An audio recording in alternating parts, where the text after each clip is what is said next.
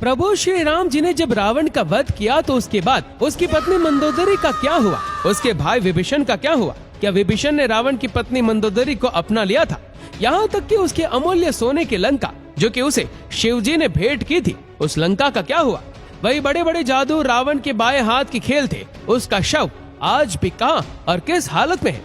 और रावण से युद्ध के समय जब लक्ष्मण जी को शक्ति बाण लगा तब उन्हें बचाने के लिए हनुमान जी संजीवनी बूटी जिस पर्वत से लाए थे, क्या वो आज भी श्रीलंका में मौजूद है कि नहीं? जानने के लिए वीडियो अंत तक जरूर देखें। दोस्तों, श्रीलंका में आज भी रावण के सोने की लंका के होने के सबूत दिए जाते हैं, लेकिन अब उसके कुछ अवशेष ही बचे हैं। हालांकि कहीं कहीं काफी गहरी गुफाएं देखने को मिलते हैं। कहा जाता है कि इन गुफाओं में आज भी सोना चांदी मौजूद है, लेकिन कोई भी उन गुफाओं में जाने से डरता है, क्योंकि लंका का राजा रावण एक ब्रह्म राक्षस था और मायावी भी था। दोस्तों, धर्म ग्रंथ रामायण के अनुसार लंका के राजा रावण की भगवान राम के साथ युद्ध में हार हुई और रावण की मौत हो गई।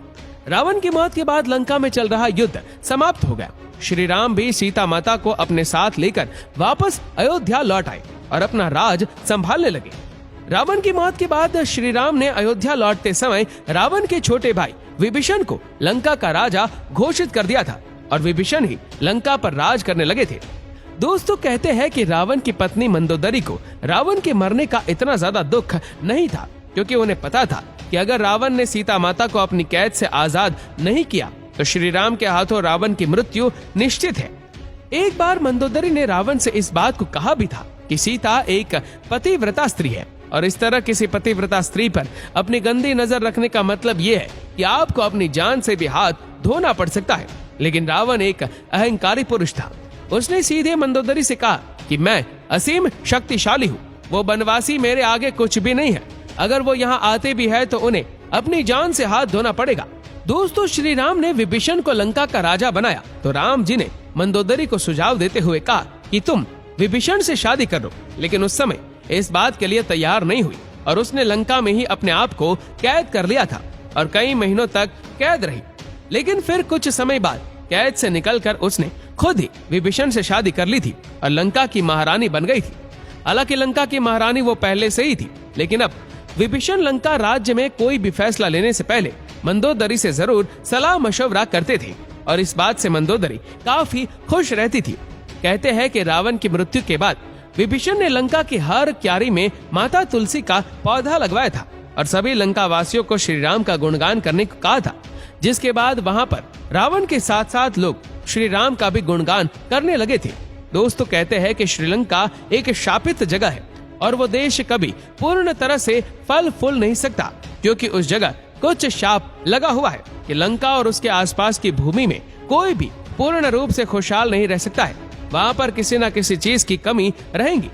दोस्तों, ये श्राप सीता माता ने ही रावण और लंका वासियों को तब दिया था जब वो अशोक वाटिका में कैद थी और श्री राम की याद में बिना पानी की मछली की तरह पल पल तड़प रही थी। तब उन्होंने गुस्से में कहा था कि जिस तरह आज मेरे पास सब कुछ होते हुए भी कुछ नहीं है, उसी तरह यह लंका और यहाँ के वासी खुशी पाने के बाद भी खुशी को तरसेंगे और आप लोग कभी आगे नहीं बढ़ पाएंगे। इस लंका और लंका वासियों का कभी भी उद्धार नहीं होगा। जिन्होंने मुझे मेरे प्रभु श्री राम से दूर कर दिया है, इस चीज का जीता जागता उदाहरण आज हम देख सकते हैं। श्रीलंका देश वास्तव में आज भी नहीं पनप पा रहा है।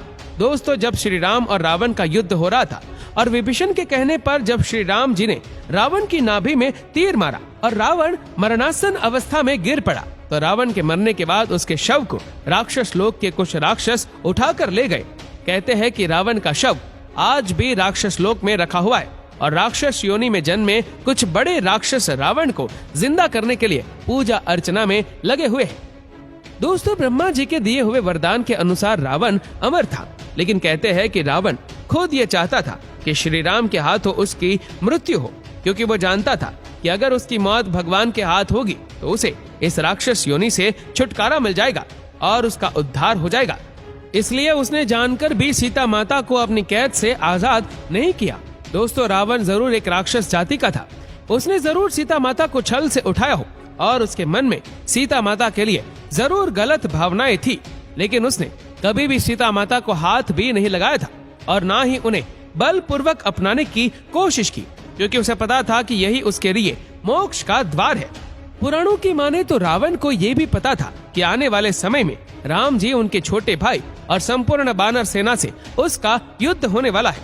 दोस्तों, जब रावण से युद्ध के समय श्री राम के छोटे भाई लक्ष्मण जी को शक्ति बाण लगा तो उस दौरान उन्हें बचाने के लिए वैद्य ने रोमांसला पर्वत से संजीवनी बूटी लाने को कहा था, जिसे हनुमान जी लेकर आए थे। उसी रोमांसला पर्वत का कुछ हिस्सा श्रीलंका में आज भी मौजूद है। इसे आज के समय में रोमांसला पर्वत के नाम से ही जाना जाता है। श्रीलंका की खूबसूरत जगहों में से एक उनावटना बीच इस पर्वत के पास ही है, इसीलिए यहाँ पर्यटकों का आना जाना लगा रहता है। इसी बीच पर आने जाने वाले लोगों से जब ये पूछा गया कि उन्होंने श्रीलंका में और क्या क्या चीजें देखी है, तो उन्होंने कहा कि उन्होंने यहाँ कई सारी चीजें देखी, लेकिन इसी के साथ साथ उन्होंने ये भी कहा कि श्रीलंका में आकर उन्हें ऐसा लगता है जैसे मानो प्राचीन समय में वास्तविक लंका भी यही थी, जिसके कुछ अवशेष आज भी देखने को मिलते हैं। इसके अलावा श्रीलंका के इंटरनेशनल रामायण रिसर्च सेंटर और टूरिज्म मिनिस्ट्री ने मिलकर 50 ऐसी जगह खोज निकाली है जहां रामायण से जुड़ी घटनाओं का उल्लेख मिलता है। उनके अनुसार इन्हीं में से एक जगह ऐसी है जहां रावण के भी होने के सबूत मिले हैं, जहां रावण की गुफा है। ये गुफा काफी ऊंचाई पर है। कहते हैं कि यहाँ आज भी रावण का शव सुरक्षित रखा है। शोध में ये भी बात पता चली है कि रावण इसी गुफा में पूजा पाठ और तपस्या करता था। रेगला पहाड़ी पर यह गुफा करीब 8000 फीट की ऊंचाई पर बनी है, जहां 17 फीट लंबे ताबूत में रावण की मम्मी रखी हुई है। लेकिन घने जंगल और खूंखार जानवरों की वजह से इस गुफा में कोई नहीं जाता। पुराणों के मुताबिक रावण का शव राक्षस लोक में राक्षसों के पास है, लेकिन अन्य मान्यताओं में ये भी कहा गया है कि जब रावण के मारे जाने पर भगवान राम ने विभीषण को लंका के साथ रावण का शव सौंप दिया, तो विभीषण ने राजपाट संभालने के चक्कर में रावण के शव को बिना दाह संस्कार किए ही छोड़ दिया। इसके बाद राक्षसी कबीले के लोग रावण के शव को अपने साथ ले गए। वो शव को उसी गुफा में ले गए जहाँ रावण पूजा करता था। राक्षसों ने रावण को जिंदा करने की बहुत कोशिश की, लेकिन कोई सफलता नहीं मिली। आखिर में उन्होंने रावण के शव को मम्मी बनाने का फैसला किया। उन्हें उम्मीद थी कि इस तरह वह उसे जिंदा कर पाएंगे। रिसर्च के मुताबिक रावण की मम्मी रेगला के जंगलों में सुरक्षित रखी है। श्रीलंका में कुछ लोगों का तो यहाँ तक मानना है कि एक दिन रावण का मृत शरीर फिर से जिंदा हो उठेगा। दोस्तों, रावण का शव जिस ताबूत में रखा गया है उस पर एक खास किस्म का लेप लगा हुआ है। कहते हैं कि इस लेप की वजह से ताबूत आज भी सुरक्षित है। ये ताबूत 18 फीट लंबा और 5 फीट चौड़ा है। कुछ लोगों का ये भी कहना है कि इसी ताबूत के नीचे रावण का बेशकीमती खजाना दबा हुआ है। रावण के जिंदा होने के साथ साथ खजाने की ये बात किस हद तक सही है ये तो हम आपको नहीं बता सकते, लेकिन आपको ये सारी बातें सुनकर एक चीज पर विश्वास हो गया होगा कि रावण आज भी, भले ही वो एक मम्मी के रूप में हो, लेकिन इस धरती पर मौजूद है। दोस्तों, रावण के बारे में पुराण में लिखा हुआ है कि रावण शिव जी का बहुत बड़ा भक्त था। लोग शिव जी की पूजा में शहद, दूध, दही, इत्र, बेल पत्र आदि चढ़ाते हैं, लेकिन रावण शिव जी का इतना बड़ा भक्त था कि वो शिव जी पर अपने सिर को काट कर चढ़ाता था। कई विद्वान लोगों के अनुसार रावण ने जानबूझकर सीता माता को कैद किया था, क्योंकि वो जानता था कि ऐसा करने पर वो भगवान के हाथों जरूर मारा जाएगा और इसे इस राक्षस योनि से छुटकारा मिल जाएगा। और वास्तव में वैसा ही हुआ।